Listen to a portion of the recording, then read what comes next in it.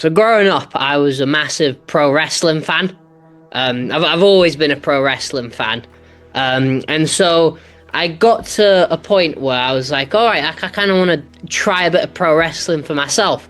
But I was always more interested in like the more, like the Japanese, like the more realistic, like strong style. Like the Bushido, UWFI, that sort of thing. Yeah, UWFI, that's it. Like the more like grappling heavy. I was a big fan of, or I'm a big fan of like Bryan Danielson and his sort of style.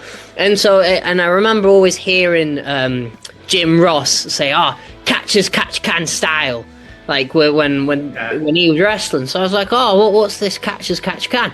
And so I'd get into a bit of my wrestling history and see how like pro wrestling evolved from catch wrestling, and like that's the like real style of grappling, if you will.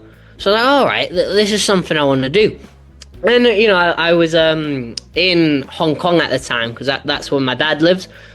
So I was just like I was just desperate to do some activity. So I was like, all right, this is better time than ever. Looked up catch wrestling gyms Hong Kong, and I found this like Eric Paulson affiliation, CSW. Yeah.